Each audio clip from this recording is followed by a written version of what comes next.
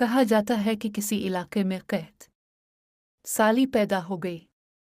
इस कहत साली की लपेट में न सिर्फ इंसान बल्कि चरिंद और परिंद सब इसका शिकार हो गए।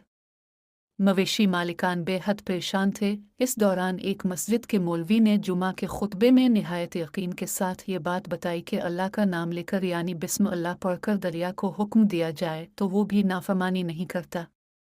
खुतबा सुनने वालों में एक चरवाहा भी मौजूद था। मौलवी की ये बात इसके दिल में उतर गई और इस बात पर उसका यकीन कामिल हो गया। इसने वापस आकर अपनी बकरियां खोलीं और सीधा दरिया पर चला गया। ऊंची आवाज से बिस्मिल्लाह अर्रहमान अर्रहीम पढ़ा और दरिया को कहा वो अपनी बकरियां चरवाने के लिए दूसरे पार जाना चाहता है और उससे कहा कि मुझे अपने ऊपर से गुजरने दे। ये कहकर उसने अपनी बकरियों को लिया और दरिया पर चलता हुआ दरिया पार कर गया। दरिया के दूसरी तरफ का इलाका घास से भरा पड़ा हुआ, दरख्तों के पत्ते भी सलामत थे क्योंकि किसी को यहाँ तक आने की रसाई नहीं थी। इसने खूब अच्छी तरह अपनी बकरियों को सैर करवाया और वापस लौट आया।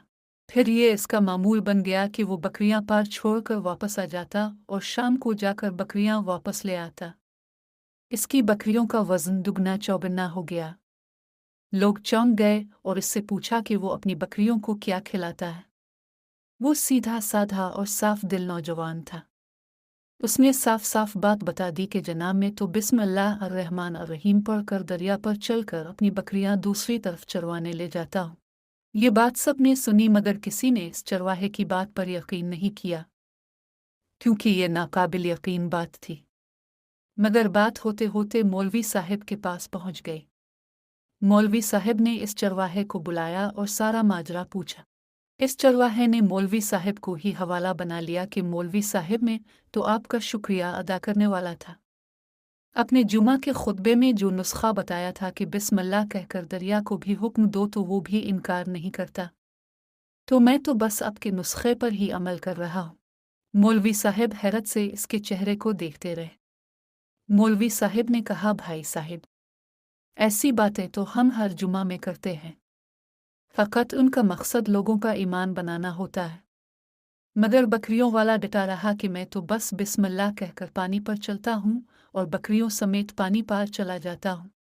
आखिरकार मौलवी साहब ने सुबह खुद यह तजुर्बा करने की ठानी, जिसे देखने चरवाहे समेत पूरा इलाका भी आ गया। मजमा ज़्यादा था। मौलवी साहब ने एक दो बार सोचा कि इनकार कर दूं कि कहीं डूब ना जाऊं, मगर वो जो मौलवी साहब को कंधे पर उठाकर लाए थे अब भी जोश व खुरूश से अल्लाह अकबर के नारे लगा रहे थे और मौलवी साहब के हक में तारीफ़ें कर रहे थे। आखिरकार मौलवी साहब ने अपने डर को दूर करने के लिए एक रस्सा मंगवाया। पहले इसे एक दरख्त के साथ बांधा, फिर अपनी कमर के साथ बांधा, फिर डरते डरते ढीला ढाला बिस्मिल्लाह पढ़ा और दरिया पर चलना शुरू हो गए। मगर पहला पाँव ही रखा था कि पानी में गिर गए। मौलवी साहब डुबकियां खाने लगे और पानी के बहाव में बहना शुरू हो गए। लोगों ने खींच खींच कर बाहर निकाला। मौलवी साहब की इस हरकत ने चरवाहे को परेशान कर दिया कि मौलवी साहब की बिस्मिल्लाह को ये क्या हो गया है, क्योंकि इसका ये रोज़ का मामूल था। इसके अपने यकीन में कोई फ़र्क न आया। इसने बिस्मिल्लाह कहकर बकरियों को पानी की तरफ इशारा किया और ख़ुद उनके पीछे चलता हुआ पार छोड़कर वापस भी आ गया।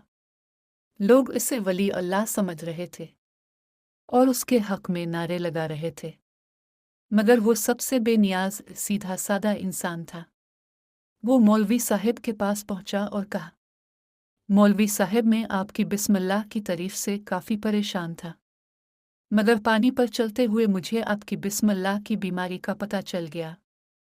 इस चरवाहे ने दरख्त से बंधी रस्सी की तरफ इशारा किया और कहा, मौलवी साहब, ये है आपकी बिस्मिल्लाह की बीमारी। आपकी बिस्मिल्लाह की बरकत को ये रस्सा खा गया।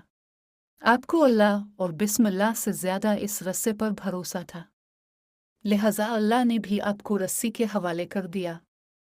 फिर कहने लगा, मौलवी साहब, आप भी कमाल करते हो। मैंने आपके मुंह से सुना और यकीन कर लिया और मेरे अल्लाह ने मेरे यकीन की लाज रख ली, मगर आपने अल्लाह का कलाम सुना मगर यकीन नहीं किया, लिहाजा आपको अल्लाह ने रुस्वा कर दिया। محترم عزیز دوستو، یہی کچھ ہمارا حال ہے۔ ہماری نمازوں اور دعاؤں کا حال بھی یقین سے خالی ہے۔